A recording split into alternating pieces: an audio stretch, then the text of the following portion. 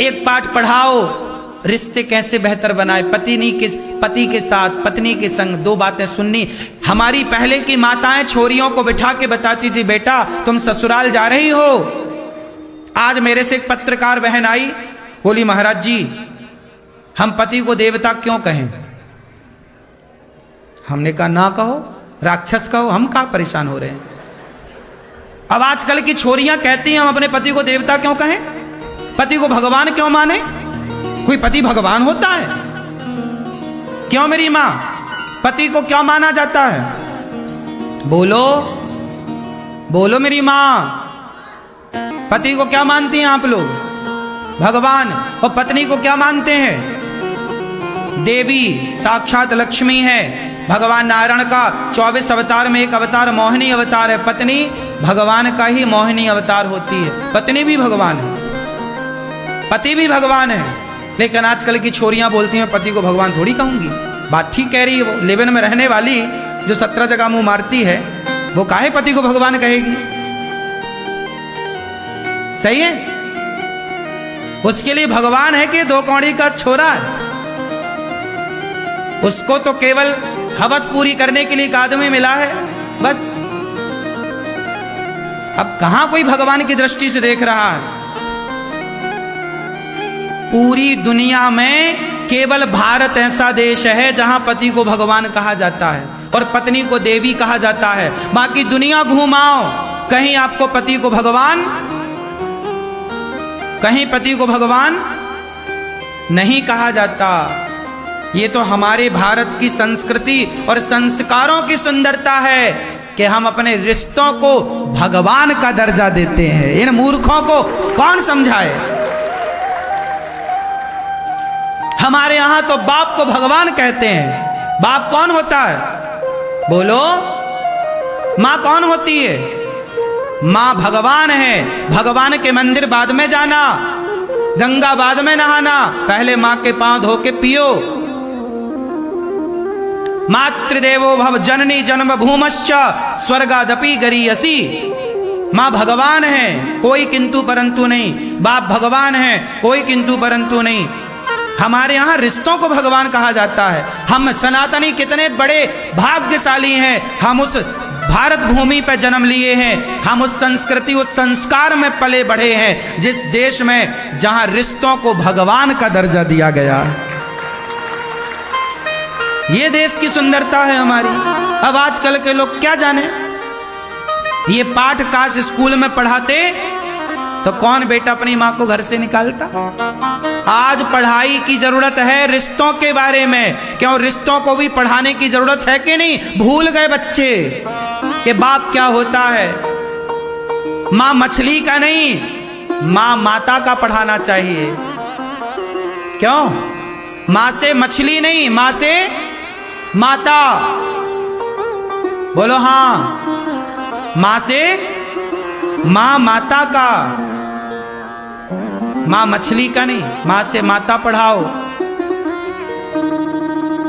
पा से पतंग नहीं, पा से पिता पढ़ाओ। पा पतंग का नहीं, पा से पिता पढ़ाओ। पढ़ाओ माता को, पढ़ाओ पिता को, पढ़ाओ रिश्तों को, तब रिश्ते बचेंगे। वरना देख लेना दुर्दशा तुम बूढ़ों की क्या होने वाली है। और दुर्दशा करने वाला कोई पड़ोसी ना होगा, पाकिस्तानी ना होगा, तुम्हारी औलाद होगी। सब खेल संस्कारों का है मेरी मां। समझ में आ रही है बात। इसलिए खूब ये इन्वेस्ट, बच्चों को पढ़ाओ, समय दो। मोबाइल वोबाइल नहीं, बच्चों को जो जरूरत है आप पूरी करो, उचित जरूरतें पूरी करो। पराई औरत पराया पुरुष गलत है बताओ, लिव इन में रहना गलत है बताओ, सिखाओ। तुम्हें लाज आती है, कौन कहे महाराज ये बातें नहीं कहने के चक्कर में तो वो सब करने लग गए। लाज शर्म में सब बताओ, खुल के बात करो बच्चों से कि बेटा ये सब गलत है, ये सब सही है। सही बताओ, गलत बताओ। बोलिए सियावर रामचंद्र की। भगवान ने संसार क्यों बनाया। विदुर जी ने मैत्रेय जी से सवाल किया। मैत्रेय जी ने कहा भगवान ने आनंद के लिए सृष्टि बनाई है, इसलिए संसार में सुख ज्यादा है। दुख, आप लोग कहते दुख ज्यादा, दुख ज्यादा, काहे का दुख? कोई दुख नहीं। जो भगवान से जुड़ा है वो सुखी है। और रही बात बीमारियों की, यार बीमारी तो शरीर का धर्म है। बीमारी तो शरीर का, शरीर है तो बीमारी होगी, कहां जाएगी? बीमार हो जाना, पैसे की तंगी आ जाना, ये कोई दुख नहीं होता। पैसे की तंगी आ गई तो मेहनत करो, ज्यादा कमाओ। बीमार ना पड़ो तो योग करो। बच्चे अच्छे निकले तो संस्कार दो। सबकी तो दवाई है, तुम करते कहां हो? इसलिए संसार में दुख उन्हीं के पास है जो भगवान से दूर हैं। सदा वो सुखी हैं जो भगवान के चरणों से जुड़े हैं। जानत हूं अस स्वामी विसारी, फिर ही ते काहे न होहि दुखारी। दुखी कौन है? जो भगवान से, जो भगवान से, जो भगवान से दूर है। और सुखी कौन है? जो भगवान के, जो भगवान के पास चरणों में। हाँ,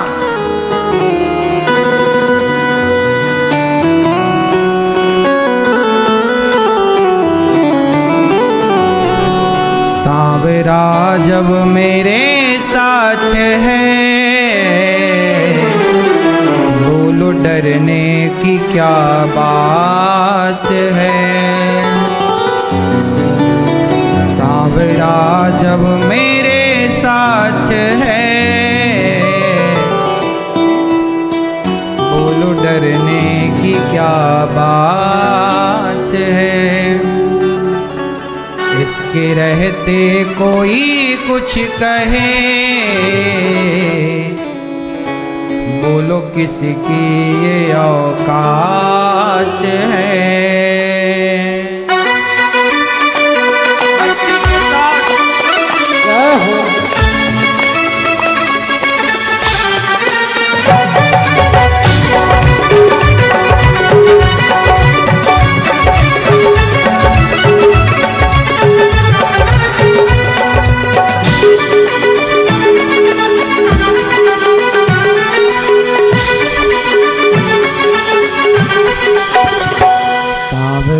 जब मेरे साथ है, बोलो डरने की क्या बात है।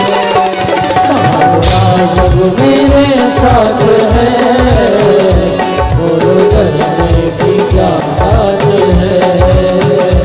इसके रहते कोई कुछ कहे, बोलो किसकी ये औकात है। कोई कुछ कहे, बोलो किसकी ये औकात है। सांवरा जब मेरे साथ है, बोलो डरने की क्या बात है। सांवरा जब मेरे साथ है, बोलो डरने की क्या बात है।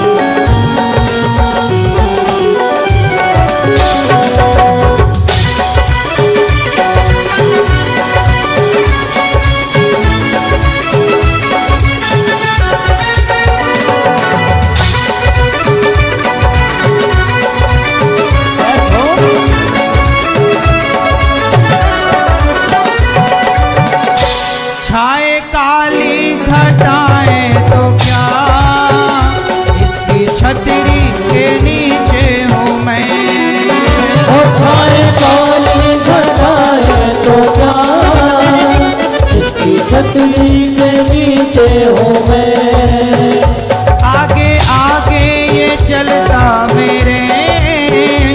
मेरे मालिक के पीछे हूँ मैं।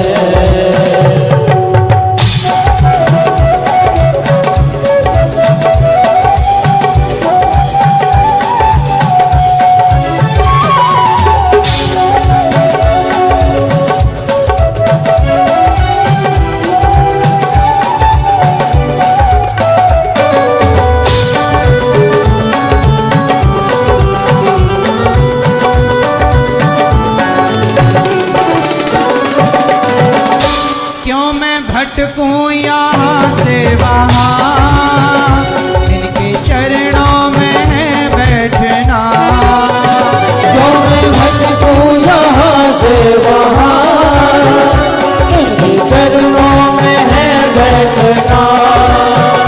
झूठे स्वार्थ के रिश्ते सभी, मेरे कान्हा से रिश्ता बना। झूठे स्वार्थ के रिश्ते सभी, मेरे कान्हा से रिश्ता बना। कराता मुलाकात है, बोलो डरने की क्या बात है। मुलाकात है, बोलो डरने की क्या बात है। सांवरा जब मेरे साथ है, बोलो डरने की क्या बात है। जब मेरे साथ है, बोलो डरने की क्या बात है। रहते कोई कुछ कहे, औकात है। कोई कुछ कहे, बोलो किसकी ये औकात है। मेरे साथ है, बोलो डरने की क्या बात है। मेरे साथ है, बोलो डरने की क्या बात है। क्या बात है, बोलो डरने की क्या बात है।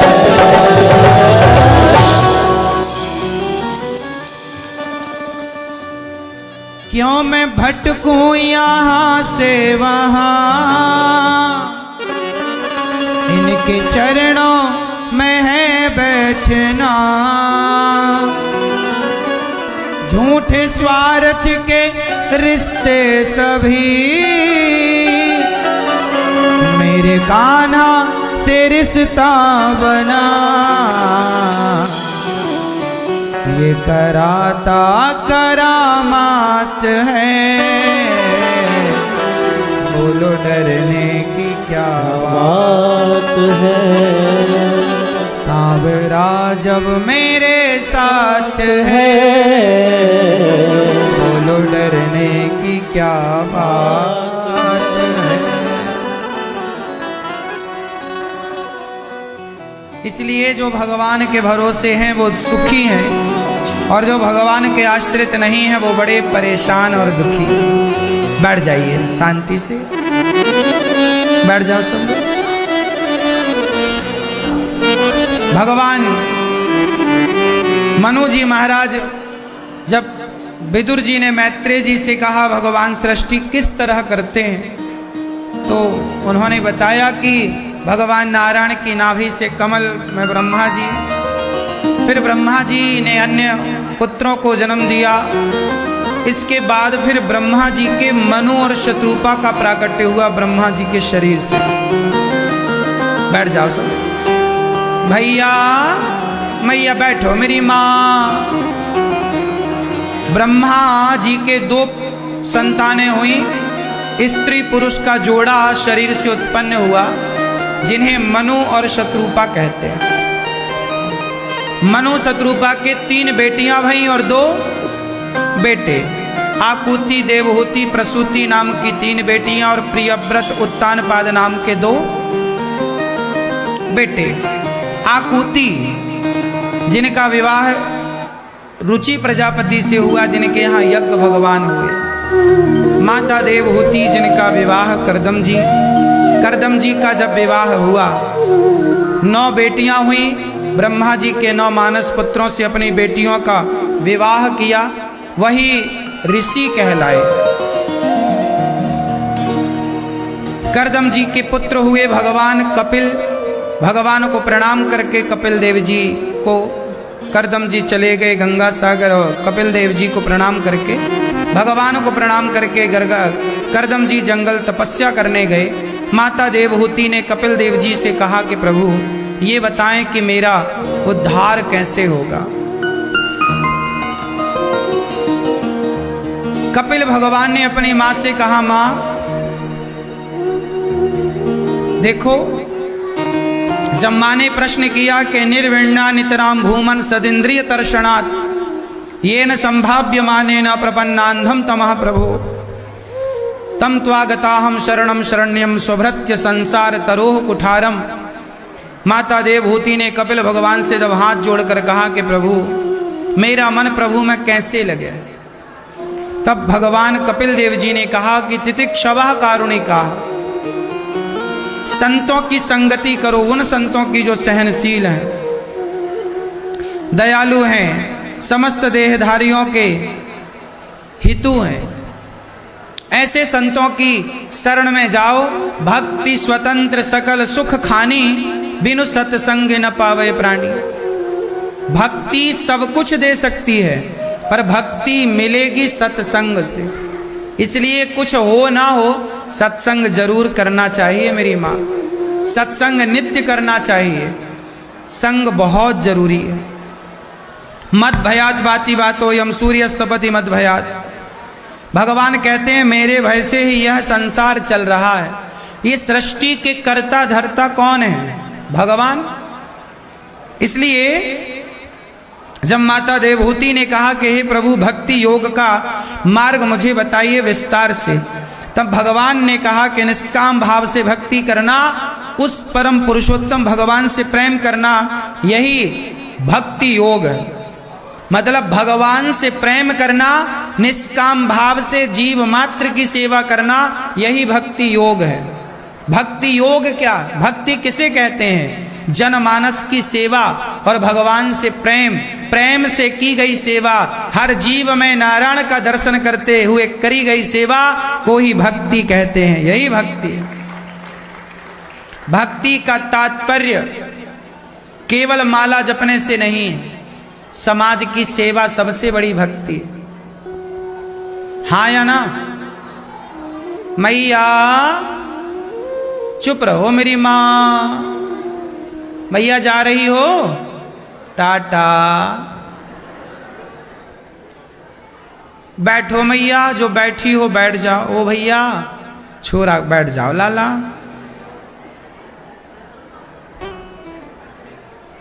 अहम सर्वेषु भूतेषु भूतात्मा अवस्थितः सदा।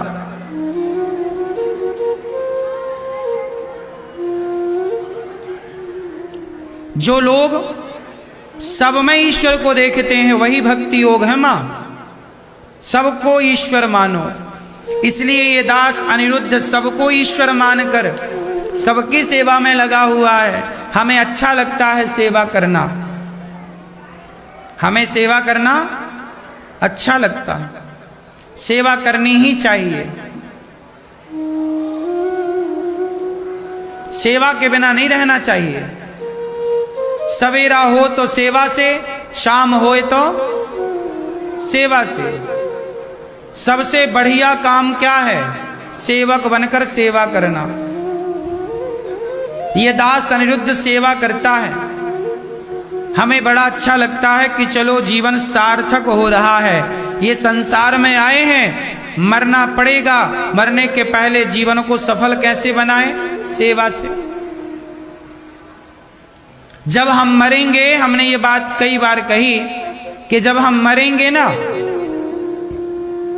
तो देखो बकरा मरता है ना, तो बकरे के चमड़े का जूता बन जाता है, बकरे के चमड़े का तबला और ढोलक बन जाती है।